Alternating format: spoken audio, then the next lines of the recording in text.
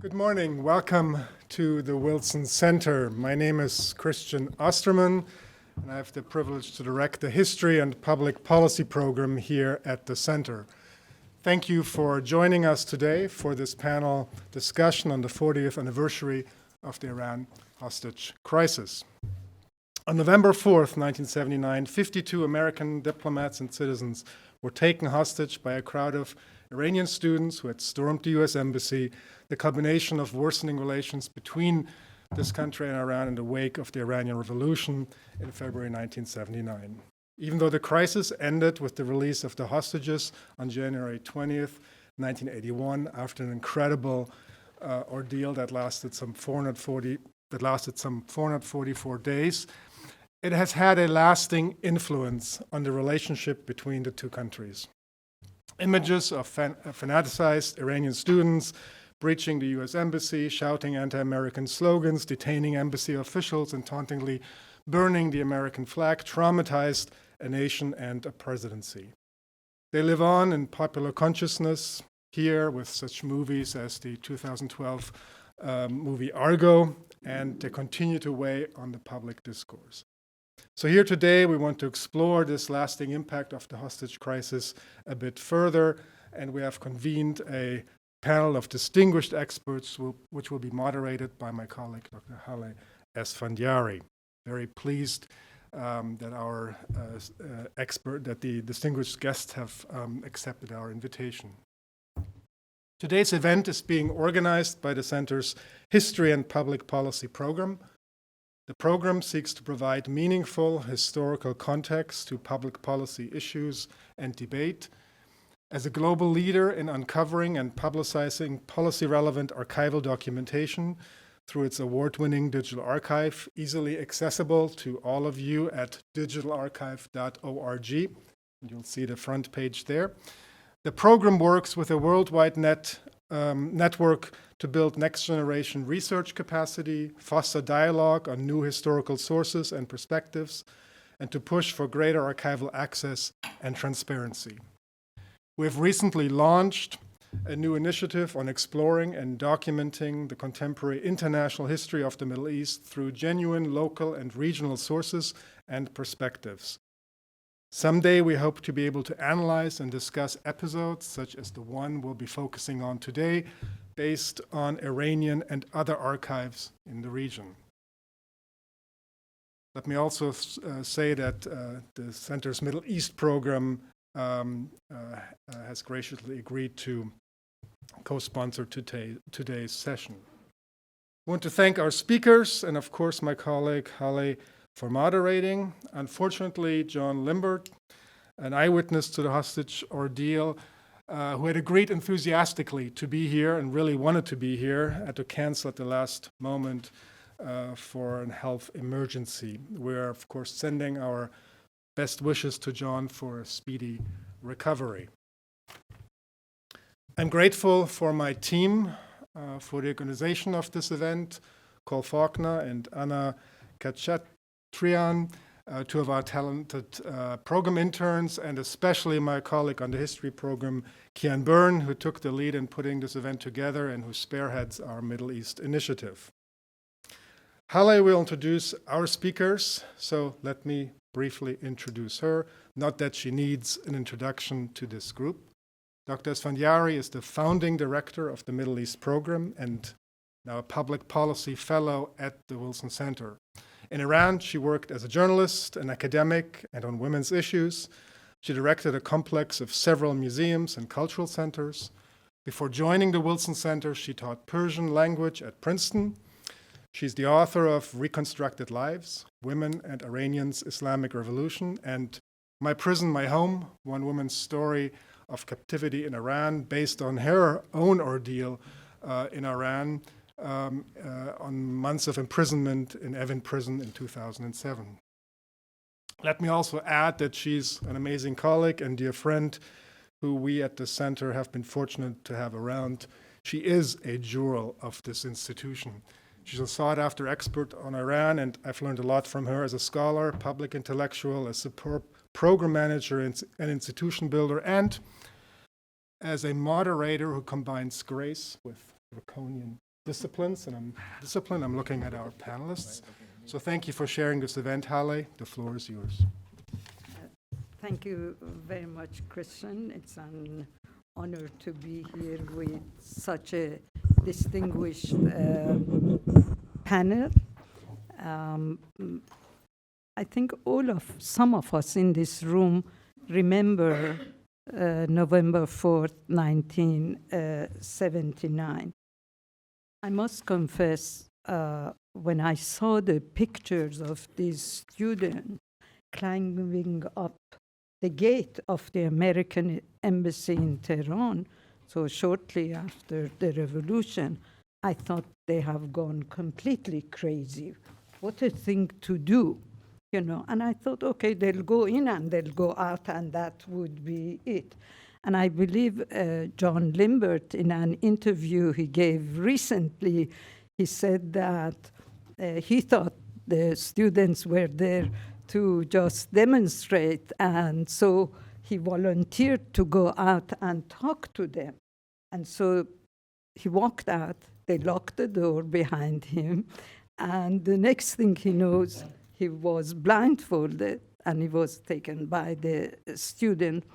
His counterpart, you know, not his counterpart, but the student who designed the whole plan, Asgharzadeh, gave an interview just a couple of days ago, and he said that he thought this would be a 48-hour affair, and it will end, and they would have sent a message to America, and that was that.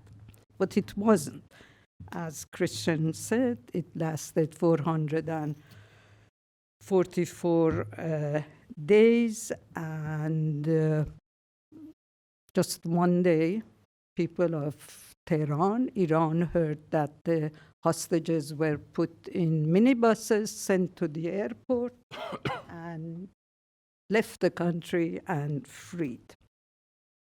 To make sense of all these things, these happenings, we have a very distinguished panel. Malcolm Byrne will go first. He will give us a historical background of what happened that day and during that year.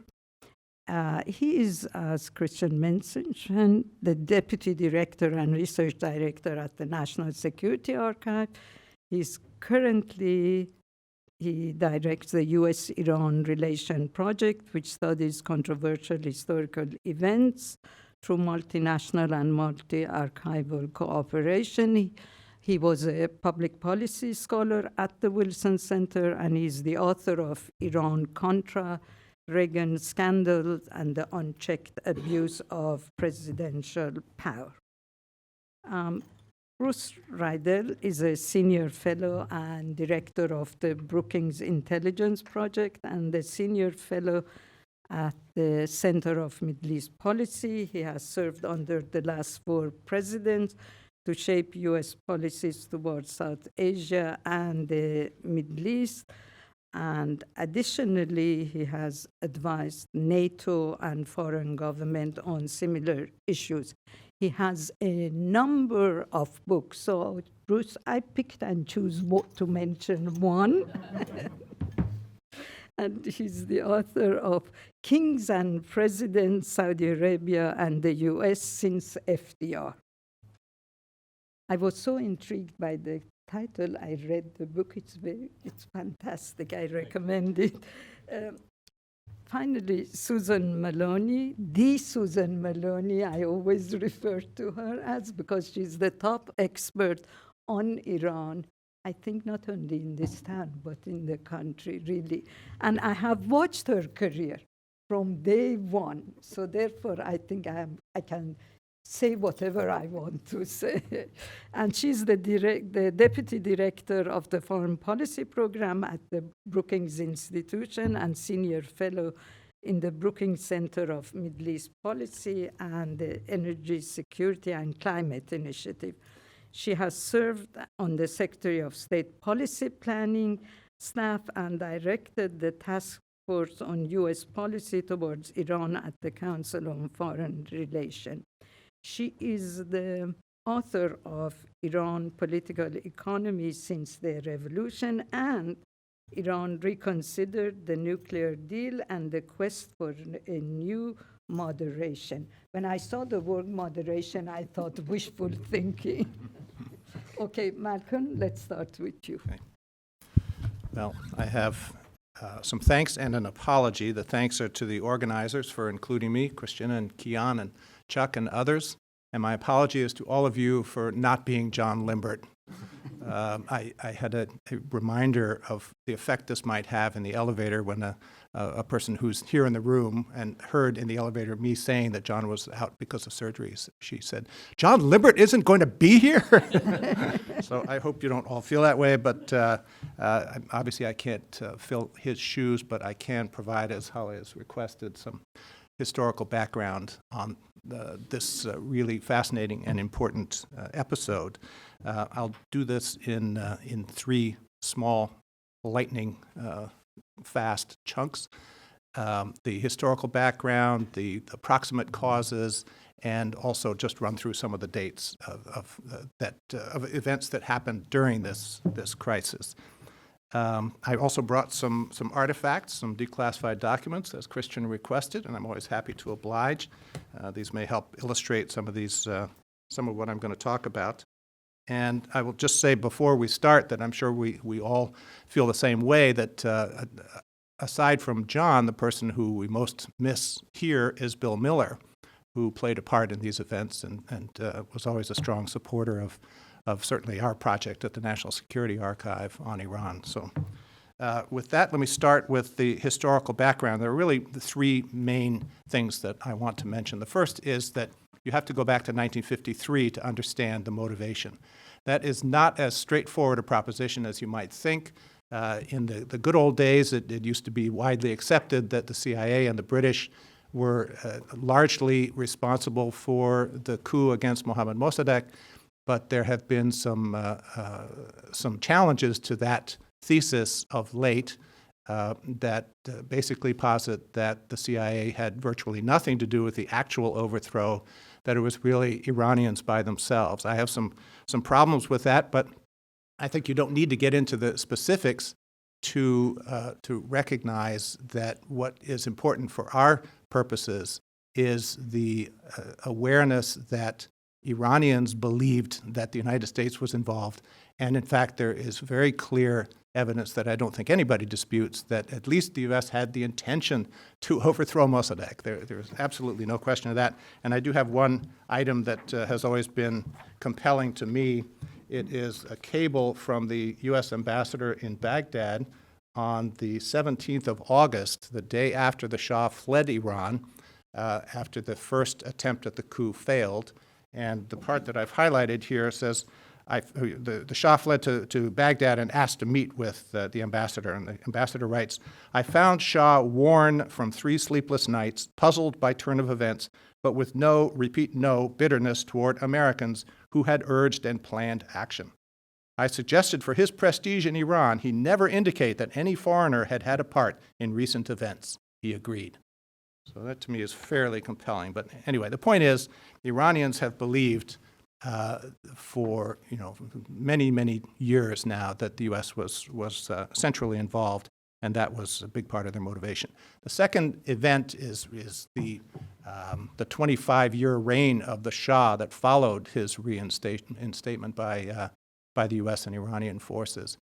This was the period where all the damage was done. This is where the Shah increasingly alienated the population, accrued greater and greater power to himself, became essentially a dictator, witnessed widespread corruption, and so on, all of which Iranians came to resent more and more, and many of them believed, as we know, that the U.S. was the hidden hand behind all of this, even though scholarship shows that the relationship between the Shah and the U.S. was much more complicated than that. The third event was the revolution itself and the period that followed, the 10 months or so after the departure of the Shah in January '79 and the arrival of Ayatollah Khomeini, who would eventually be essentially the leading light of the Islamic Republic of Iran. The point here is that that event was not something that could be readily predicted at the beginning of the revolution. It was uncertain how events would unfold. Iran was in a chaotic state. There was all kinds of strife, ethnic, political, and otherwise. The Qashqai tribes, the Azeris, the Kurds, the leftists, the Fedayeen, others were all pushing and shoving, and it was a very violent and unsettled time.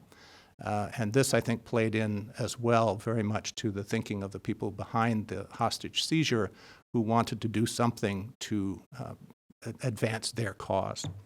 So what were the proximate causes? I would again point basically to three. The first is one that is not readily remembered, and that was a resolution passed by Congress in May of 1979, sponsored by Jacob Javits of New York, which called Iran to account for all the executions that were being perpetrated and generally the terrible treatment that they were giving to certain of their citizens, including Jews. Why was this important? Because Khomeini thought it was important. Khomeini himself took great exception to this and railed against it publicly, not failing to mention that this was a Jewish senator who was leading the charge, again, as the United States was interfering in Iran's internal affairs, and he made a cause célèbre out of this. Charlie Nass, who was at the time the acting DCM at the embassy in Tehran, said that this basically spelled the end of any of his hopes for improvement of the situation, and he shortly thereafter left and was replaced by Bruce Langan. Much better known as a cause of the takeover was the admission of the Shah to the United States for medical treatment in October of '79. And before that time, Bruce Langan was prescient in a cable that he wrote to Washington in response to a query. This is in July, so a couple of months ahead of time, in response to a query of what did he think it would mean if the U.S. admitted the Shah. He wrote, he gives some background. He says, subject to this reservation, I conclude that for the Shah to take up residence in the U.S. in the immediate future, by which I mean the next 2 or 3 months, would continue as before to be seriously prejudicial to our interests and to the security of Americans in Iran. And this is, of course, exactly how things worked out. He was not alone in saying that. Virtually every Iran expert, certainly in the State Department, warned of this. But along about October 20th, the word came down from the White House that the president had approved. This is a note on October 20th from Brzezinski to the president, but then there's handwriting on the bottom that says, President called Zbigniew Brzezinski late Saturday evening with approval. So the Shah was going to be admitted, and 2 days later he did appear. That didn't immediately cause the takeover. It took a little while longer, and then the final event that seemed to break the camel's back was the infamous meeting between Brzezinski and Mehdi Bazargan, the head of the Provisional Government, in Algiers. This was an event that Langan ruefully acknowledges that he urged. He went to Bazargan and suggested strongly that he meet with Brzezinski because of, ironically, the lack of high-level contacts before that time between Americans and Iranians. And Langan and others thought this would be a really good idea. I don't know that he really believed that Brzezinski would be the one to meet with him. I think he thought David Newsom might be the person more appropriate, who was a high-level State Department official. Be that as it may, that event occurred. It was made headlines around the world, and that appeared to be what set off the students following the line of the Imam. Okay, those are the 3 proximate causes that I would draw attention to, and I think I've got a couple more minutes. So then I'll go through, as Haleh had requested earlier, and give just a couple of the key dates that are good to keep in mind. So November 4th is the day that the students stormed the gates. They'd been planning this for a couple of weeks. And after apparently rejecting the idea of storming the Soviet embassy, which none other than Mahmoud Ahmadinejad apparently was behind. So he lost out on that. One of the results, of course, as we know, was that a great deal of highly classified material was captured. The agency officials and others tried to burn and shred materials. The materials that they shredded, the Iranians managed amazingly to reconstruct in many cases, and then sold them at a little bookstall at the gate of the embassy, irony upon ironies. These materials are actually incredibly fascinating and important for understanding all kinds of aspects of U.S. policy. Okay, November, just a day or two after this happens, Carter authorizes 2 emissaries to go to Iran to try to negotiate the hostages' release. That's Ramsey Clark, an old friend of Cy Vance's and someone who is known to have associations with Iranian dissidents, and Bill Miller, who had been tapped to be eventually the ambassador, replacing Bill Sullivan, but that never came about. November 6th, the Barzaghan government collapses while the Clark-Miller mission is still heading to Turkey. They end up staying in Turkey because they can't get access to Tehran, and it's a great story of how they tried to push their agenda no matter what. The Carter administration immediately moves into action. The Special Coordination Committee, a subset of the National Security Council, starts to meet, and we've got a lot of records that are declassified at the Carter Library. Virtually every meeting of the SCC is recorded there, and it is a fascinating account of the evolution of thinking. A couple of items that I have that relate to that just give some insight into what the top levels of the administration were thinking include this December 1979 report from Brzezinski to the president, where he offers his opinion about so-called difficult choices in Iran. And he says at one point, we need to consider military actions which contribute to his downfall, meaning Khomeini's downfall, and thus secure the release of hostages as a consequence of attaining the other objective, his downfall. I have set up a very small, tightly held group to see whether we can make this happen, et cetera. At the end of it, Carter writes in his handwriting, he says, we need to list everything that Khomeini would not want to see occur and which would not incite condemnation of U.S. by other nations.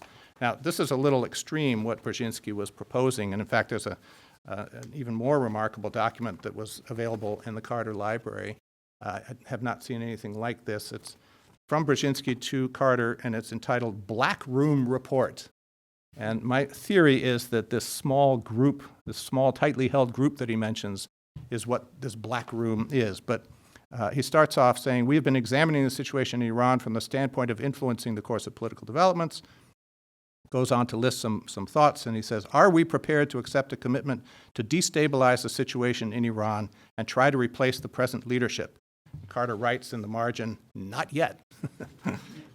It goes on to suggest some other things that are very similar, and Carter, again, as he is wont to do, made some handwritten notes at the end. He says, be extremely cautious about U.S. action for now, but assess options within CIA. Let them give me analysis of all potential anti-Khomeini elements. So again, this is extreme. I mean, the SCC was considering all kinds of things from, dealing with student visas, freezing assets, mounting a blockade. All kinds of things were being considered. Obviously, just because it's written doesn't mean that was going to happen, but it certainly is interesting that it was on the table. A couple of other quick dates. November 12th and 14th, Carter ends oil imports from Iran and freezes Iranian assets. A couple days later, the African American and women hostages are released as a symbol of Iranian concern for these minority groups. In January 27th, a famous Canadian caper happened, which was the subject of the Argo film and so on. And there are even some documents about that have been released by CIA. April 7th, takes a few months, the U.S. finally breaks off relations with Iran, and just a little over 2 weeks later mounts the doomed Operation Eagle Claw, which ends in disaster in the Iranian desert at Desert 1. we have, among other things, declassified the top-secret Holloway report, which examines that operation. And when we get into the question of ramifications of this, which my colleagues will do, this is one of them. One of the conclusions of Holloway was we need to ramp up our special ops capabilities so that we can defend our interests better in the Middle East, and obvious implications. July 27th, the Shah dies in Egypt, which is important here because it effectively removes one of the key conditions that the Iranians had for resolving this crisis. And then finally, in January 19th, the Algiers Accords are signed, which free the hostages who come home January 20th, the day that Ronald Reagan is inaugurated. Very much deliberate timing. And that ends the crisis, but as we will hear, and as you all well know, this was only the start of an incredibly bitter and prolonged period of relations between the U.S. and Iran. Thank you. Thank you, Michael. Susan?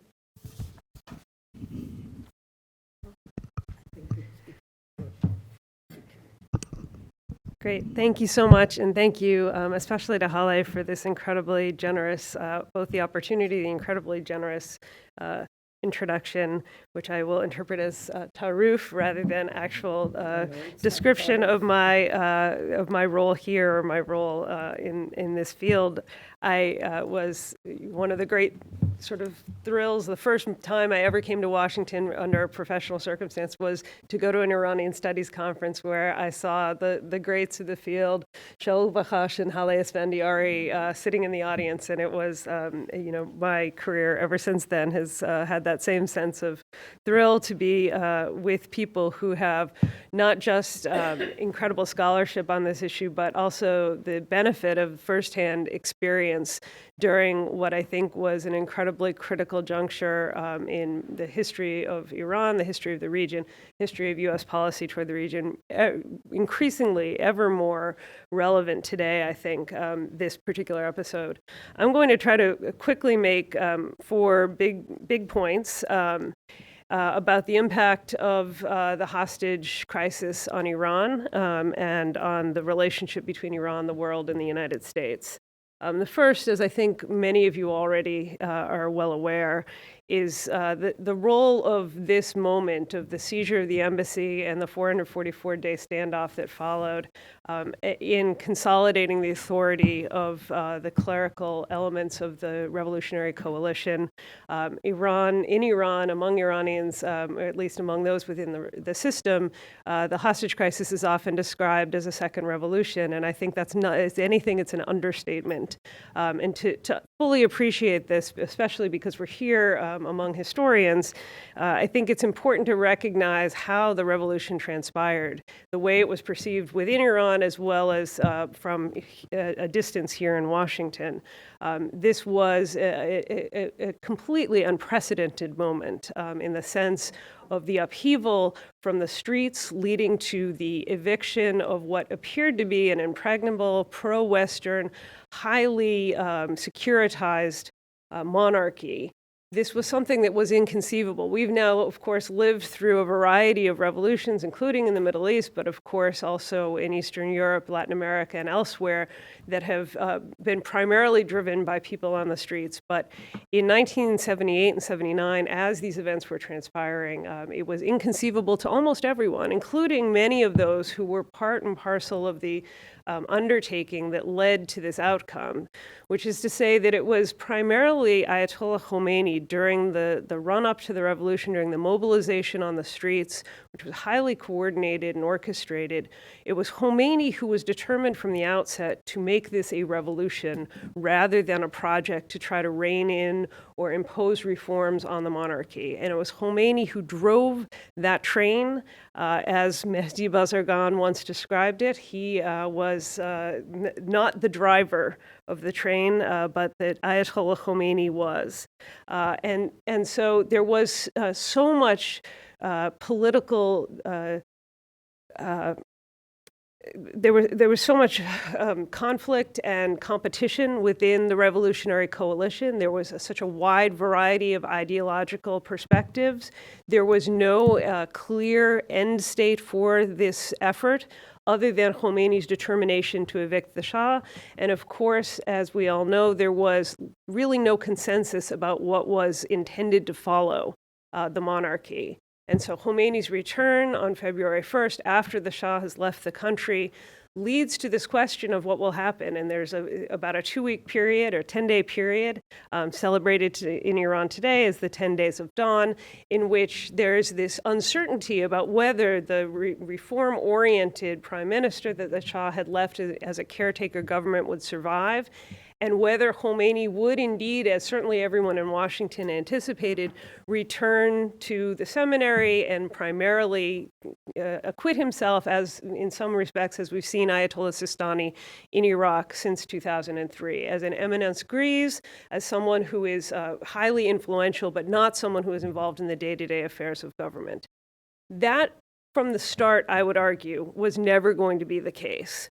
But it was not clear to anyone in Washington, nor to anyone in Iran. Khomeini authorized the establishment of a provisional government. Mehdi Bazargan, who was not a cleric, but was the leader of the Iran Freedom Movement, an organization that was highly influenced by religious preferences, but in a sense was also very much an heir to the pro-democracy, Republican orientation of the National Front and the Mossadegh era press for more accountable government. Mehdi Bazargan was in charge. He established the institutions of the state, or reestablished the institutions of the state under his control.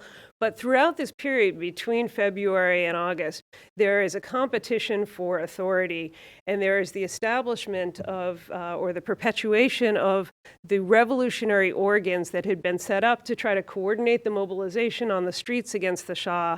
And over time, it becomes clear that those organs, in fact, are really running the affairs of government in Iran. And so this competition came to a head with the seizure of the embassy, because at that moment when it was the Americans in the embassy turned to the provisional government, as they had done in February during a prior, much briefer siege on the U.S. embassy, to look for help from the security forces to remove the students and end this standoff. What they found was the provisional government clearly wasn't in charge. And this, in many ways, I think, only crystallized, only formalized what had become true over this period, that it was the Revolutionary Council that was absolutely making the decisions on the affairs of state, that the provisional government didn't and wasn't ever going to have full control over what was to be the future of the Iranian government.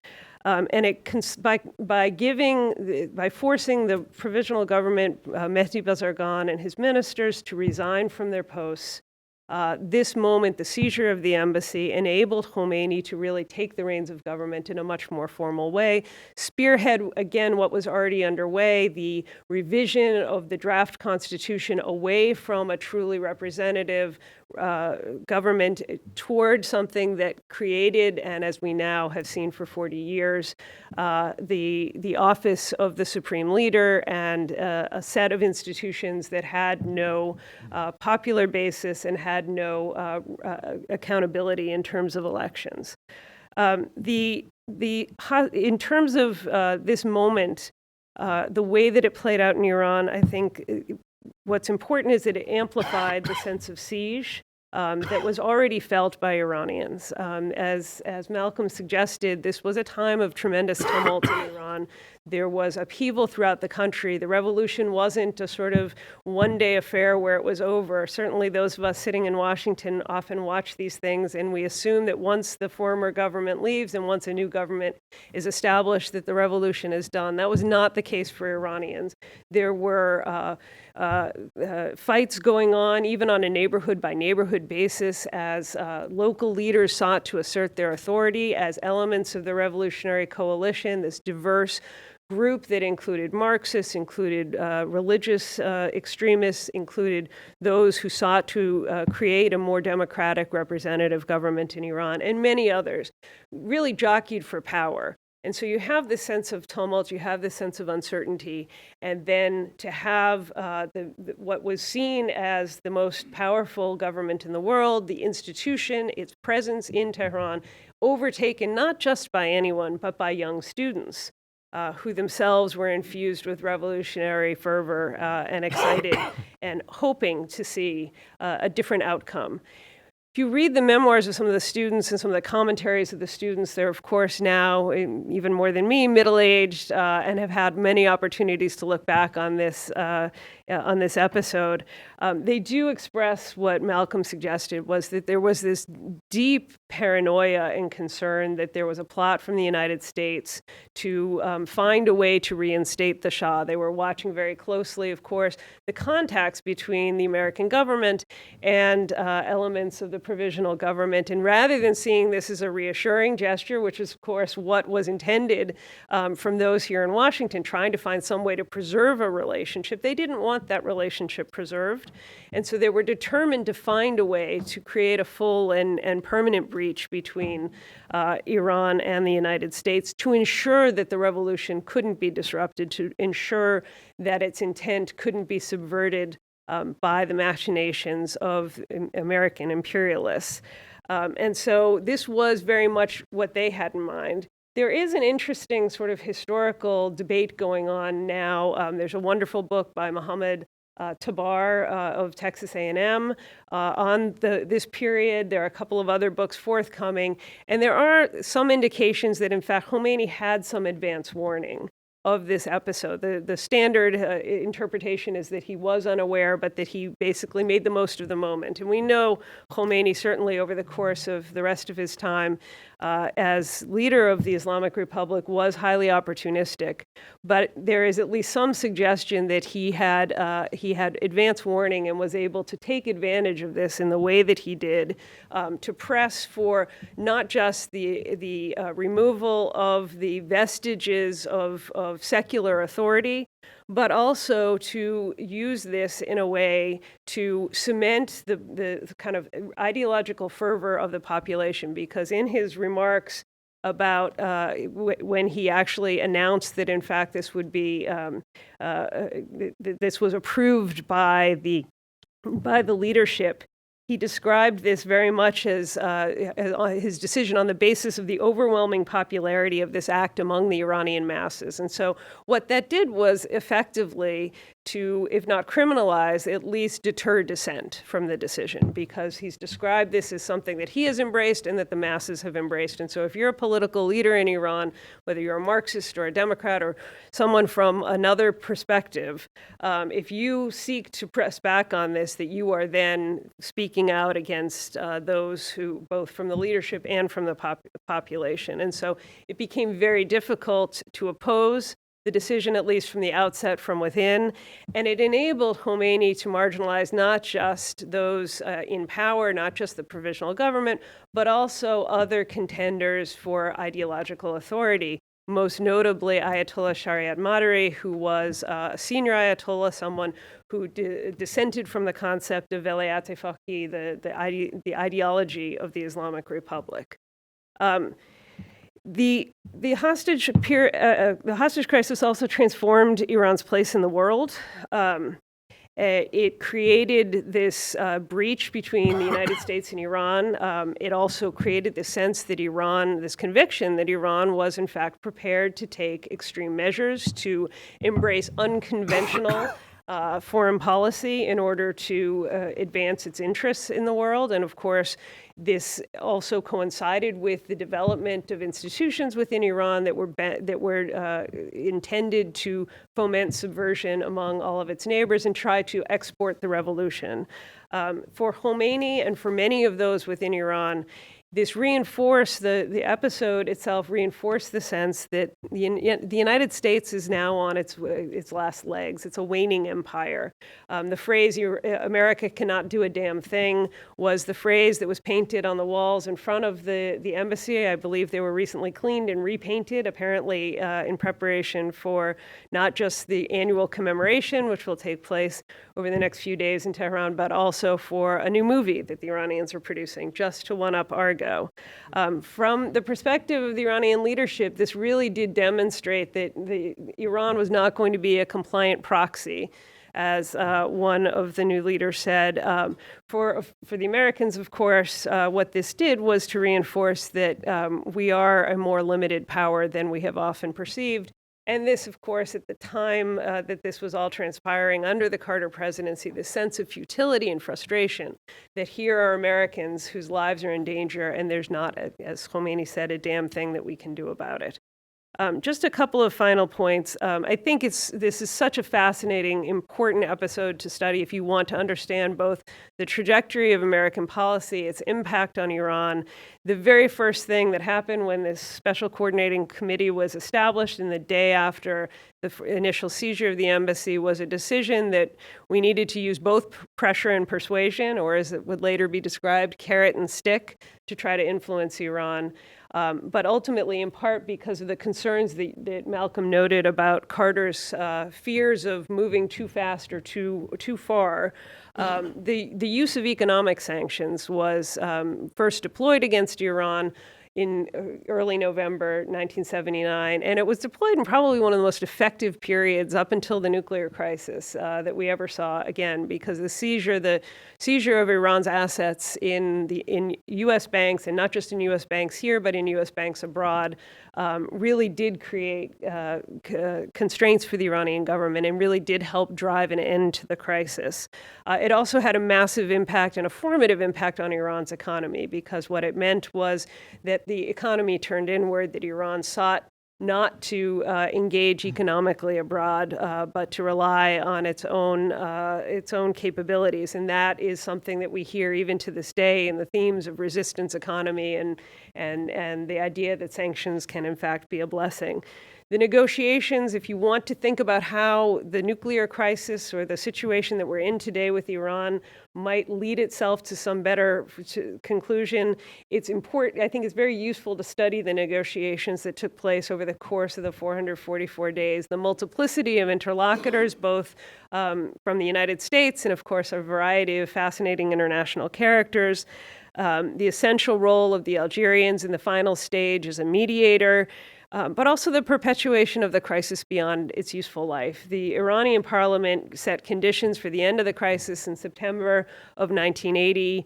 By then, the Shah was dead, and there was a clear understanding with the invasion from Iraq that Iran needed this crisis to be over. Still, it took another 4 months before the hostages were released and Iran's assets were also released on the same day. Let me just close with a thought or two about the understanding of this episode today. What this did, and I was young, I'm old enough to remember it, I was not old enough to have lived through it in a personal way, but it really personalized this crisis for Americans in a way that I think has had lasting impact.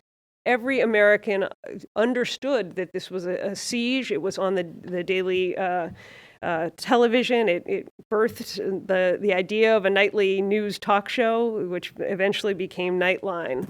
But it personalized this in a very direct way for the Carter presidency, which in many respects this was a crucial episode in understanding how Carter's presidency went into failure, but also in terms of the end of the monarchy in Iran.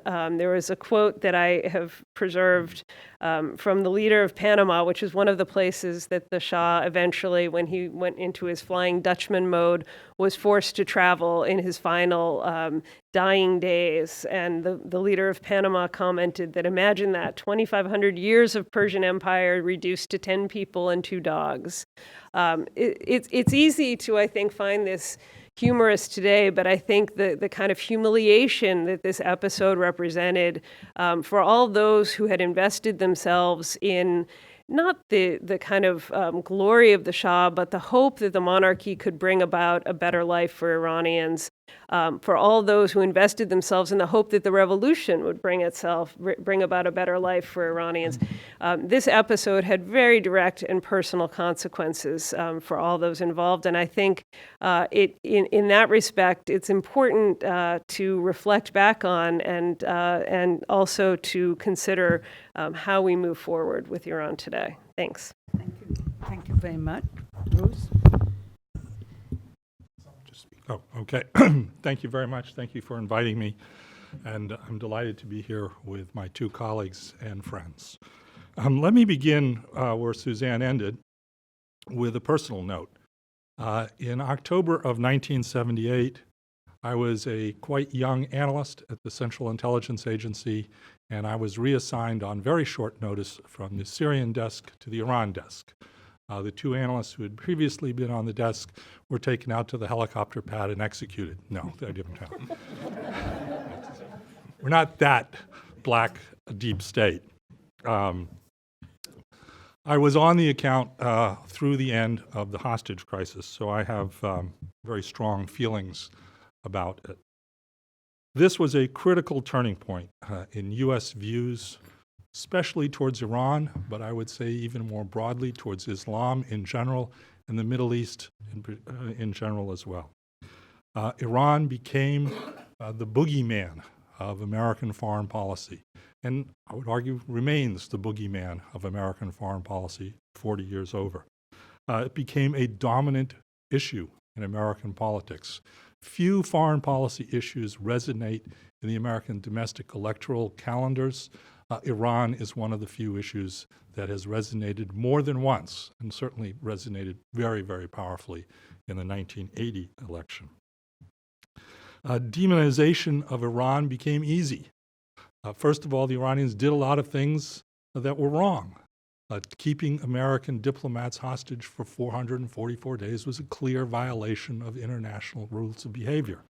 But the crisis and the atmosphere and the politics surrounding it, and the incessant reporting on television every night what was going on, only reinforced all of that. It also had an important impact on the office of the American presidency. The office of the American presidency was diminished in many ways by this affair. And I will argue at the end that two American presidents saw their legacies very badly damaged by the hostage crisis and the little hostage crisis that followed it for the next decade. Malcolm was right to start us with looking about the revolution. It was, of course, the stage setter. It was completely unprecedented. There was nothing like it. Analyzing it in the fall of 1978, things were happening that no one had predicted were going to happen. Within the United States, though, I think there was more ambivalence about the revolution than we think in retrospect. The Shah was not a particularly popular character in the United States. Anyone, Americans who actually followed the 1973 oil embargo, knew that it was the Shah, not the Saudis, who pushed for quadrupling oil prices. His image was very strong and positive among foreign policy elites, less so among others.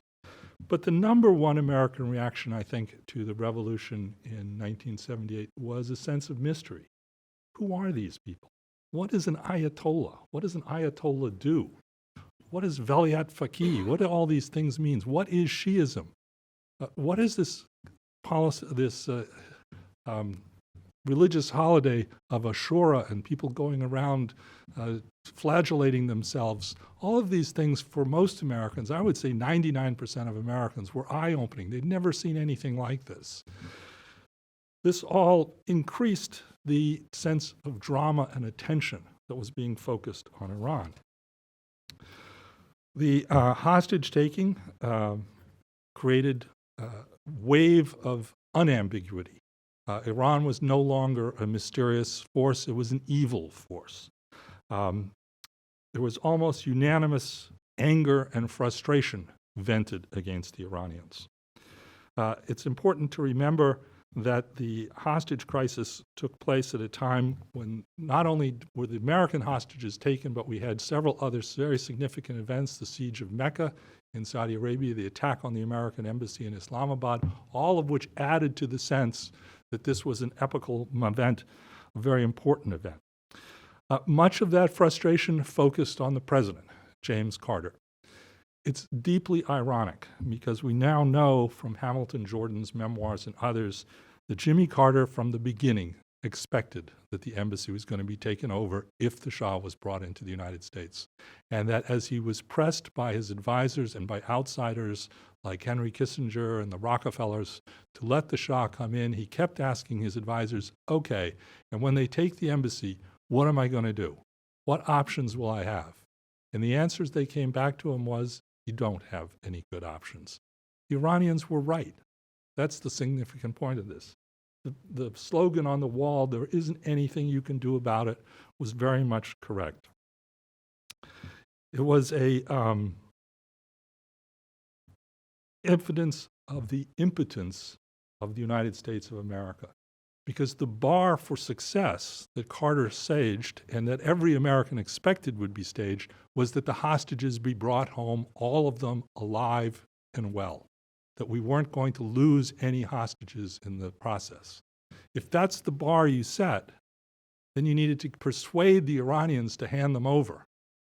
And as Suzanne has pointed out, we went into a carrots and sticks phase. The problem was the carrots we had weren't very good, and the sticks we had took a long time to become operational.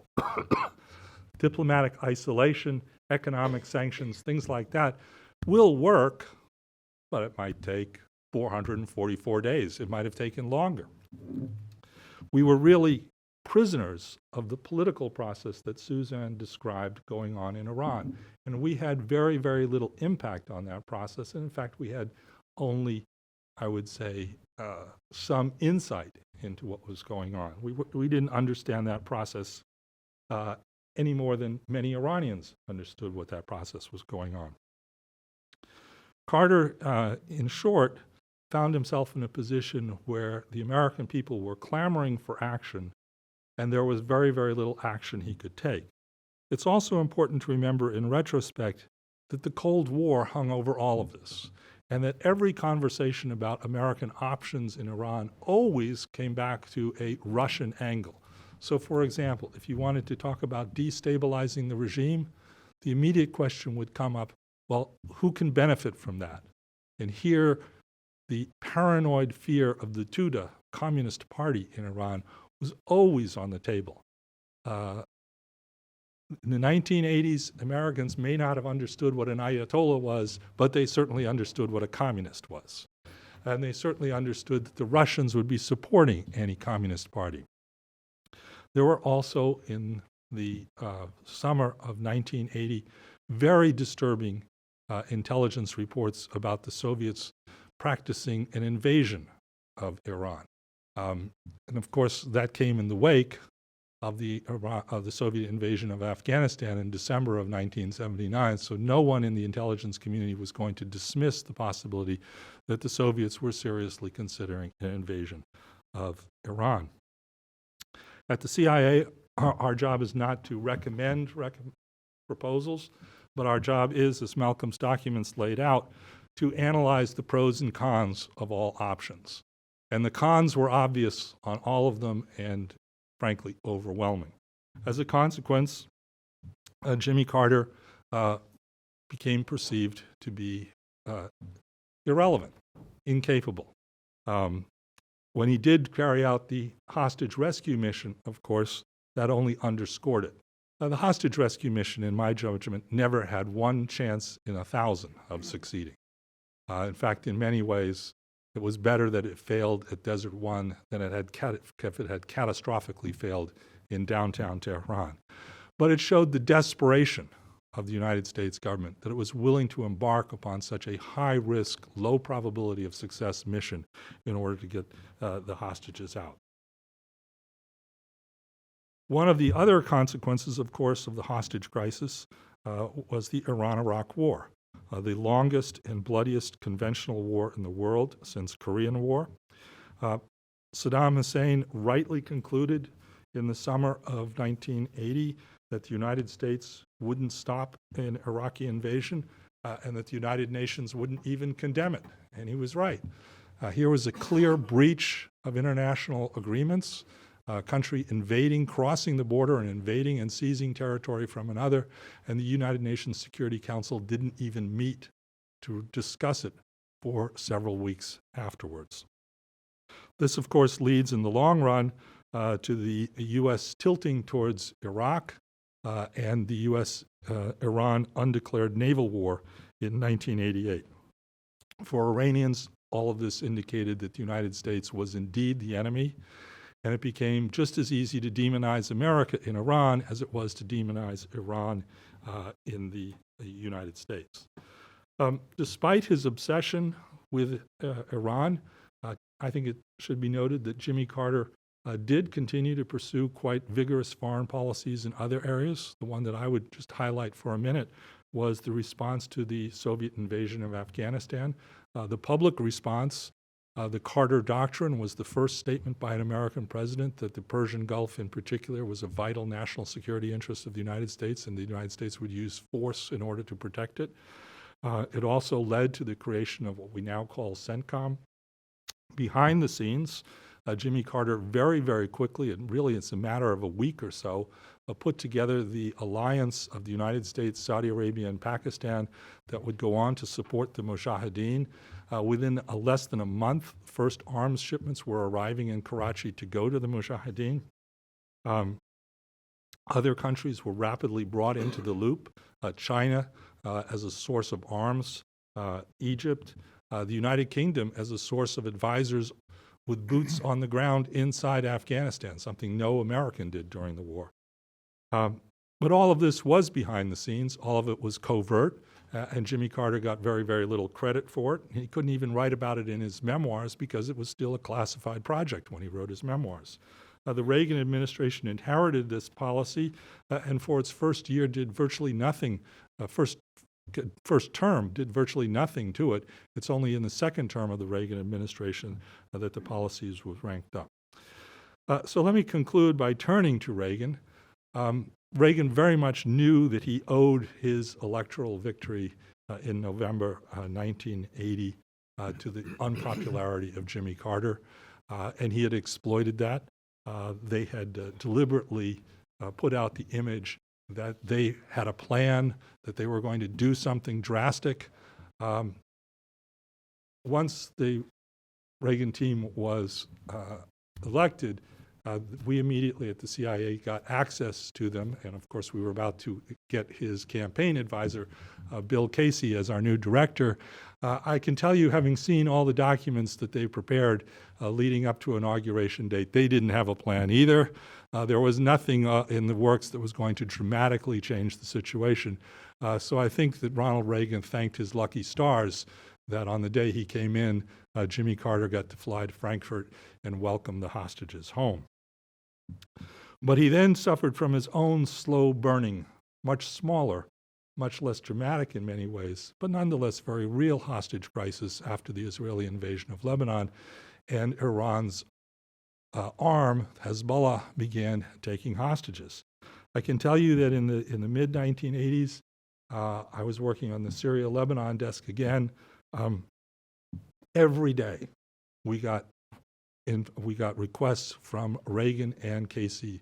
What does this mean for the hostages? What does that mean for the hostages? In many cases, the answer was absolutely nothing, but it was an indication of their obsession with the hostages.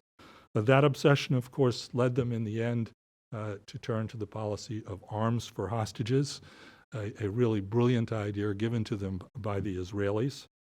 It turned out to be a disastrous end, and as Malcolm has written in his really excellent book, almost led to the impeachment of Ronald Reagan. In retrospect, the American people have kind of whitewashed the whole arms for hostages thing. It's been forgotten. We kind of put Reagan into a very special place in American memory. But if not for that, his legacy in many ways would have been as tarnished as Jimmy Carter by Iran and hostages.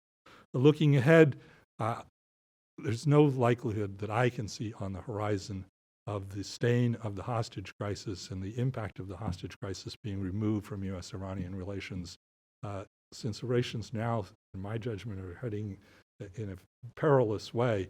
They are more likely to be brought home to Americans and reminded of the hostages rather than placed into a different kind of perspective. Thank you. Thank you. Thank you, Bruce. Let me just put a question to the three of you. Generation in Iran, and I'm not talking about Iran, let's say those who were 20 when the hostage crisis started are now 60.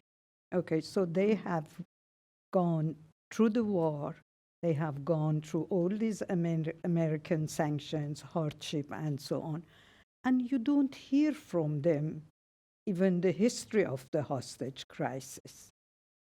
You have a generation that was not even born when the hostage crisis started. So they are now in their 40s, and then the ones who have been born afterward. So for them, this is not an issue.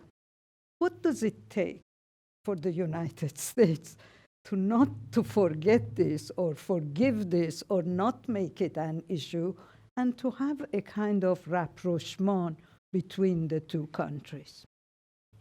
Susan, let's start with you.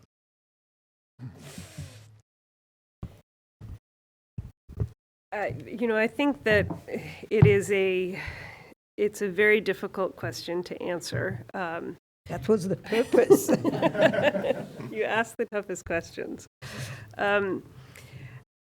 I tend not to believe that U.S. policy today is directly motivated by this sense of resentment or even by the demonization of Iran that has come fairly consistently over the course of the past 40 years, sometimes with legitimate provocation and sometimes because Iran is a convenient punching bag that the American people are familiar with.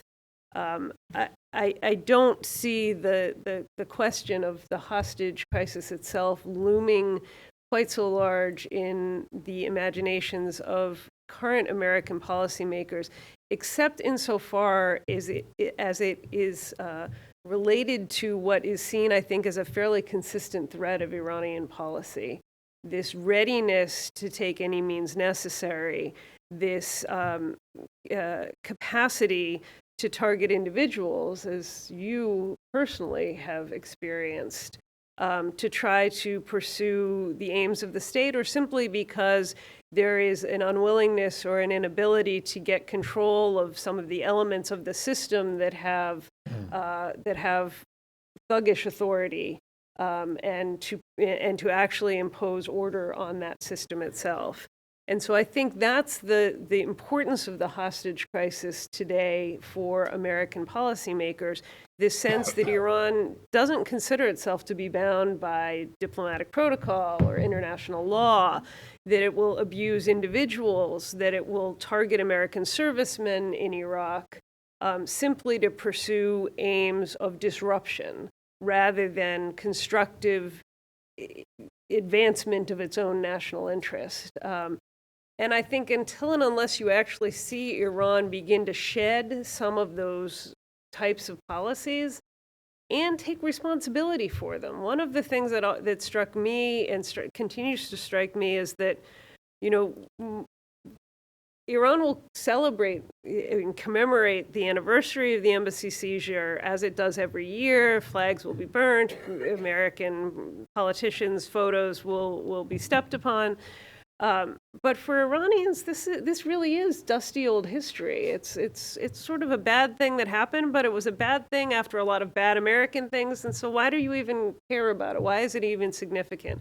I think there isn't a full appreciation from at least younger Iranians that it was a breach in the way of a breach in the community of nations, the way that we conduct our diplomacy, the inviolability of diplomatic personnel when they are representing their countries, And so I think that there have been these moments, these opportunities for personal meetings.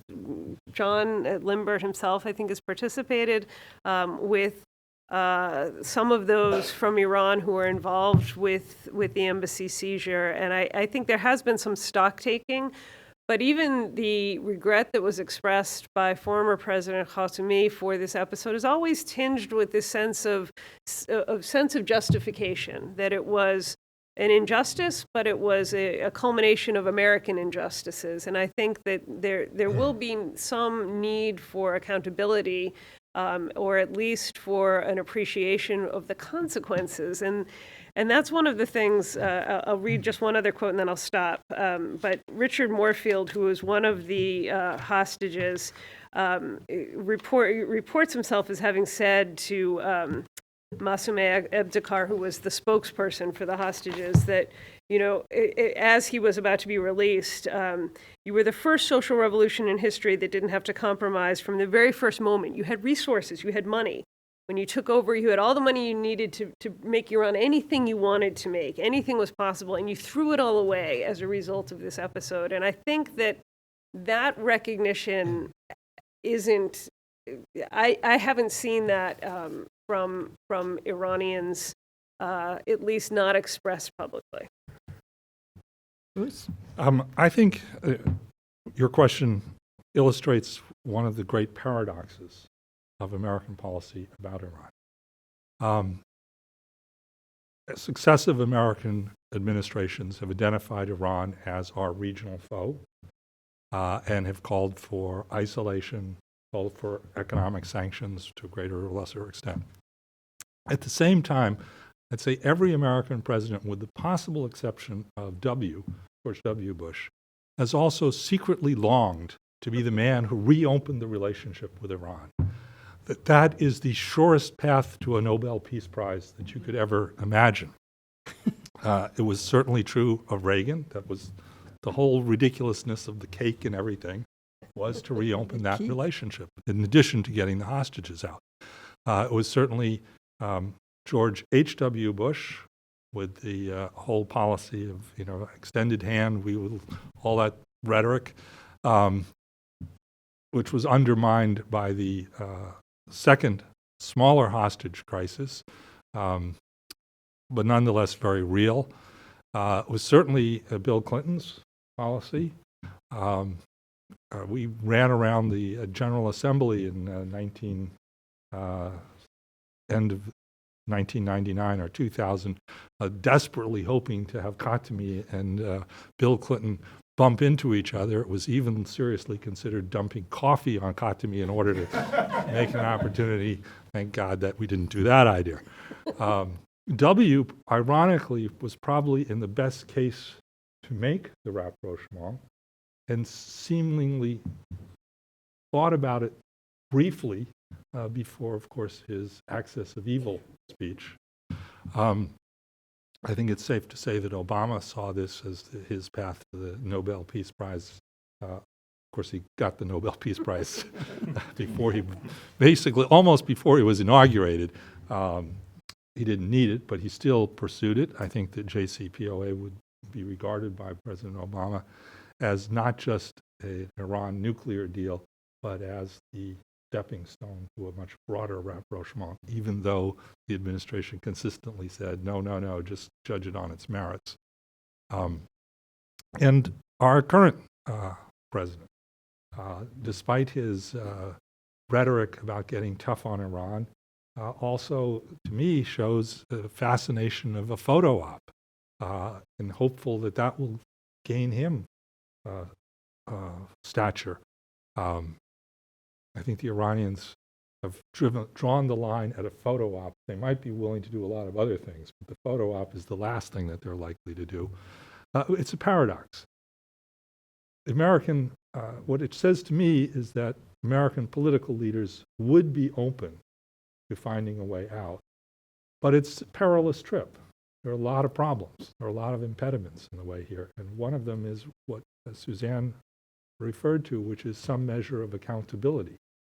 And it's not just a kind of half-hearted, maybe it wasn't the smartest thing in the world to do apology, but some kind of more serious thing than that. That's very hard for me to see any Iranian government being able to do. Malcolm? So Bruce is stealing my lines, but he puts them much better, so that's fine. I totally agree with his comment that that the hostage crisis, first of all, made it easy for the United States to stop worrying about who Iran was and how to deal with it. It was like an instant solution. They're crazy, they're barbaric, irrational. What can we do about that? And I think that's gotten in the way. If we could get out of that narrative, that would help a lot. But I also was going to make a comment about every leader pretty much finding some reason to reach out to Iran. Maybe not for full, rapprochement or something like that, but each leader on both sides since the revolution, it seems to me, has had a reason, an expressed reason to try to reach out to the other side. So we've got the American side of it, but if you look at the Iranian side, even Khomeini agreed to the arms for hostages deals. Rafsanjani worked hard to try to resolve the hostage crisis, the little hostage crisis, which continued into the 90s.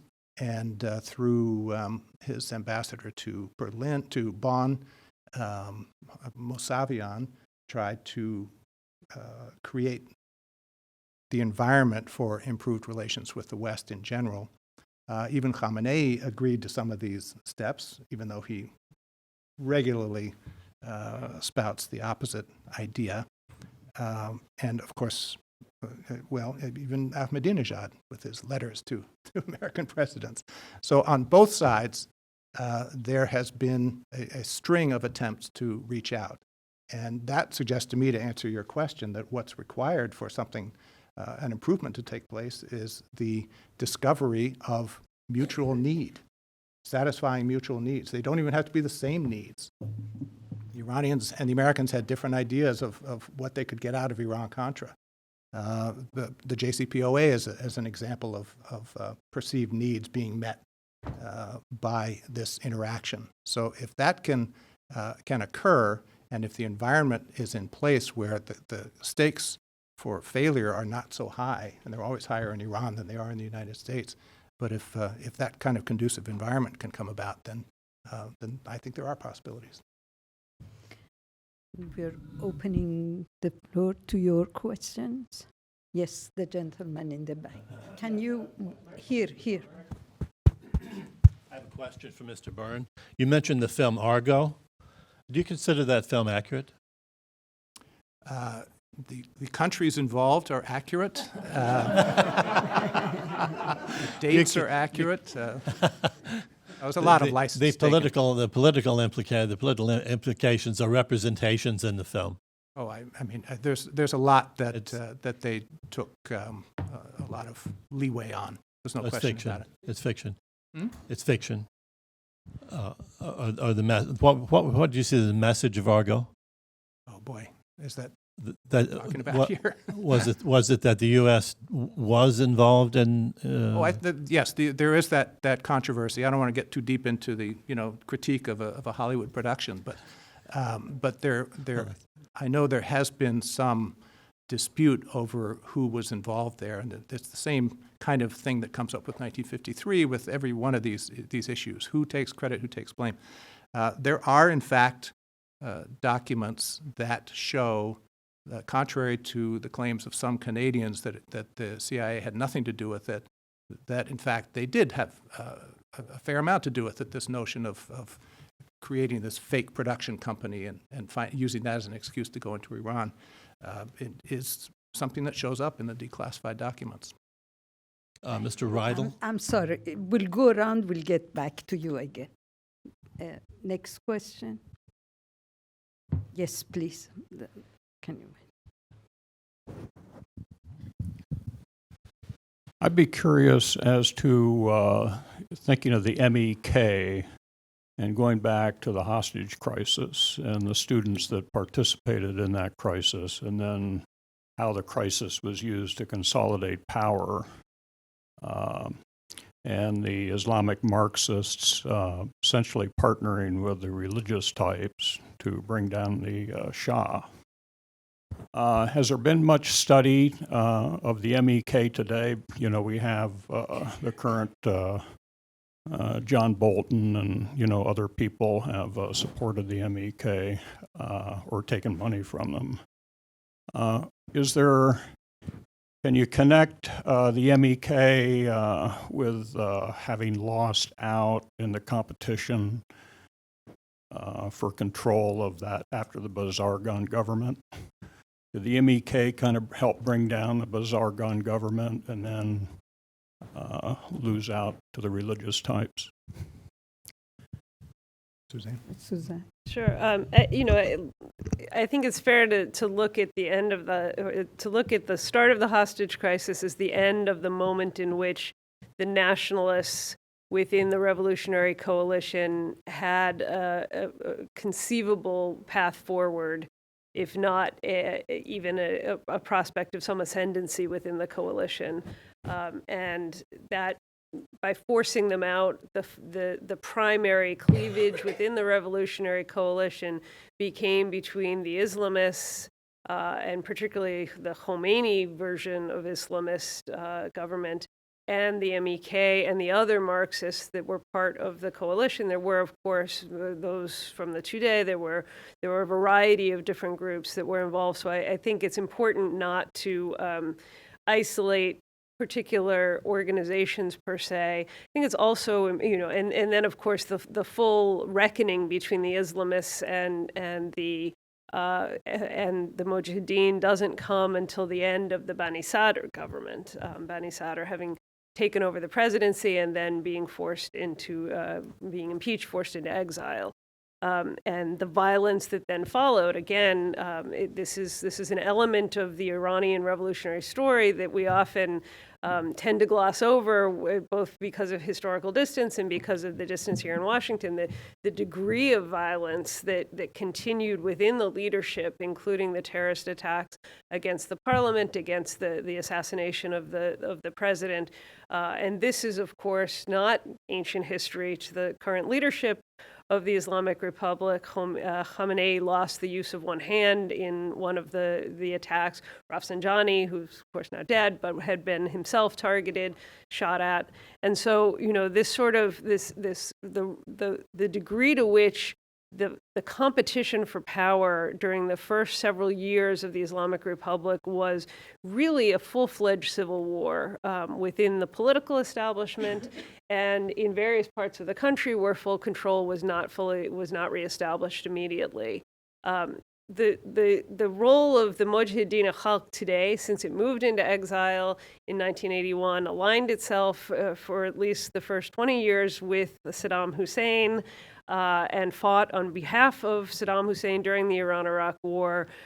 Whatever the Mujahideen al-Khalq might have been in the 1970s and in the early days after the revolution, and what it is today, I think are to some extent very different. And that's not that's not to suggest that either the Mujahideen in the 70s or the Mujahideen today is a positive force, but it has become increasingly cult-like. It clearly benefits from outside support from governments, which I can't really informatively speculate upon. It has, I think, no real resonance among ordinary Iranians today.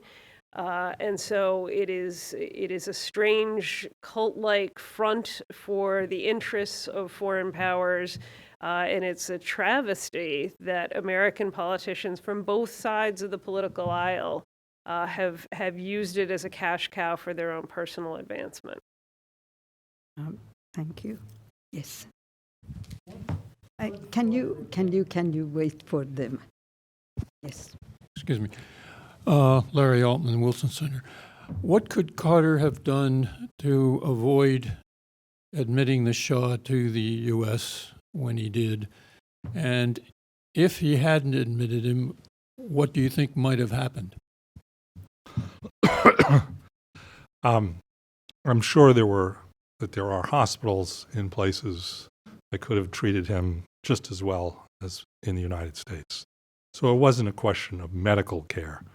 It was much more a question of somehow reestablishing America's honor, which I find a very dubious proposition. Those politicians who pressured Jimmy Carter into taking the Shah did their country a great disservice, and one that they should have understood at the time was a great disservice. Carter could have done one other thing, and probably should have done, which is if once he made the decision that he was going to let the Shah come in, to have evacuated and shut down the embassy completely. If he, as we now know from both his statements and the memoirs of his staff, believed that they were at risk, then it was a major mistake to leave them there. There wouldn't have been any real substantial damage to American-Iranian relations at that point, since our access to the Iranian government in Tehran was quite limited. Special emissaries could have gone if we needed to do that. What was your second part of your question? If Carter had not, if Carter had not admitted the Shah, what do you think the events might have been? Good question. I think American-Iranian relations were headed towards a black hole sooner or later. Khomeini, as Suzanne has pointed out, was determined to take charge of the train and bring about the kind of regime that he wanted, and that was almost certainly going to lead to problems with us. But it's conceivable it could have gone in other ways. Remember back in 1979, and even for many years afterwards, one of the leading proponents of rapprochement between the United States and Iran was the government of Israel, which seemed to have a faith in this that, in retrospect, staggers belief. You wouldn't have had that problem of a third party in this relationship wanting to throw the train off course. I do have to go back to the Argo question for just 1 minute. There is one part of the Argo movie that is totally false, and that's the last scene. There was no chase. That was the beauty of the whole operation. I'm sure it was heart-pounding, terrorizing to walk into that airport and get the tickets and get on the airplane. I can't imagine a more scary environment than that. But the truth was that they sailed through the airport. It was as easy as could be because they had done such a good job of covering their traces and covering that they were bringing these people out, and because the Canadians had been so forthcoming in providing all the paperwork that you needed. It really is one of the most important days in U.S.-Canadian relations. Malcolm? Yeah, I agree. I didn't want to leave the impression that I thought the Canadians didn't do anything. They certainly were heroic, I think, in that. But in answer to this, the question about the Shah, just 2 points. One was that in retrospect, a number of officials believed that timing was really key in the question of admitting him, and that if he had come straight away in January, it might have made all the difference because the issue hadn't bubbled up the way that it would in subsequent months. Instead, he chose to go to Egypt, he chose to go to Morocco, etc. Another point that was raised in later years, looking back, was that there was a debate inside, at least among State Department officials, about what to do with the embassy, as Bruce was talking about. Should they cut back on personnel there? And another dog reference was attributed to Bill Sullivan, the ambassador, who said that we should cut it down to 3 men and a dog, and a mad dog at that, and that's it. So there was a debate about what to do. Let me put this is the last question, to you in a different way. The hostage crisis hostage taking happened on the 4th of November. If on the 5th or 6th of November, the 6th, Carter would have sent a private message to Ayatollah Khomeini that either you let our people out or we are going to bomb Iran. what was the reaction of the Iranian? What do you think would have been? Put yourself in that framework of November 79, not a self-assured Iran as it is today. What would they, Susan, let's start with you. And then we go down the line.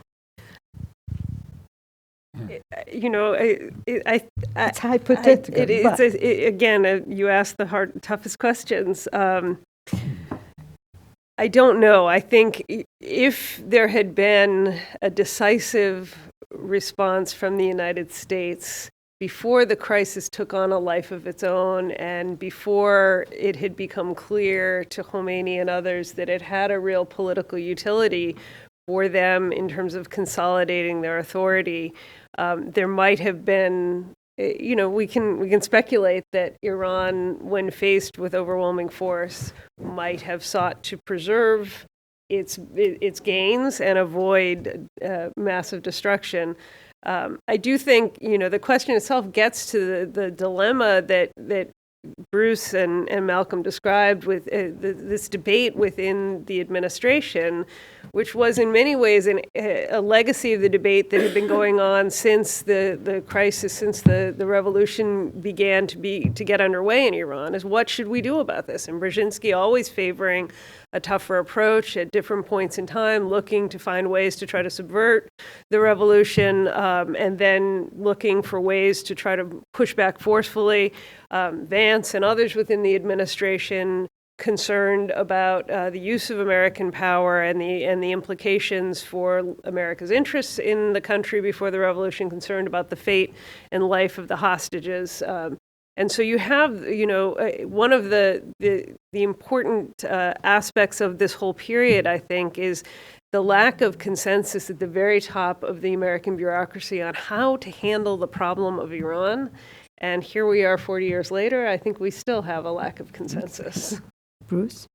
I'm going to give a point in favor of your argument and then violently agree with Suzanne. The point in favor is that in the summer of 1980, I think in August, there was a lot of talk in Iran, including very senior levels, about putting the hostages on trial. And Jimmy Carter at the time sent a message to the Iranians, not in public but clandestinely, saying that if any hostages were put on trial, the U.S. would use military force. And as you know, hostages were never put on trial. Now, of course, there was also an intervening event, the Iraqi invasion of Iran, which was suddenly a lot more important priority for Tehran than the question of show trials. That said, I think Suzanne has it completely right. There was no consensus in the Carter administration in those first 48 hours or even first, I would say, 2 weeks about what to do. There were very strong differences of opinion. In the first 48 hours, I think it's also worth remembering, there was a widespread assumption that the hostages will be released. We're going through a theater. They're going to be held for a little while. There'll be a lot of stone throwing, and then they're going to be released, because that's what any responsible government would do. Why would any government want to, first of all, violate Geneva Conventions, and secondly, put us down the track towards a potentially very dangerous situation that could lead to war? The last thing I would say, I'd be interesting to check, I seriously doubt that we had the capability in theater in 1979 to respond with a significant military attack on Iran. It would have taken a considerable amount of time. Remember, in those days, we didn't have bases. We had one ship in Bahrain was our forward deployed, and it wasn't even much of a combat ship. I totally agree. This is what prompted the buildup in military capabilities and the rapid deployment force and CENTCOM and all of that kind of thing.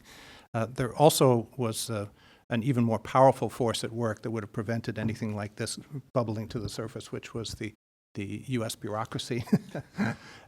When you talk to people who were involved in setting up the Clark-Miller mission, they will remind you that Carter did send a message with them, a handwritten note to the Ayatollah, asking him basically to resolve the crisis. But according to a couple of these folks, it had been so watered down by the time it went through the process, and their whole outlook, as one person said, sort of tongue-in-cheek, was their whole mission was to defend themselves or create circumstances where there would be a minimum amount of embarrassment when a letter of that sort would leak to the New York Times.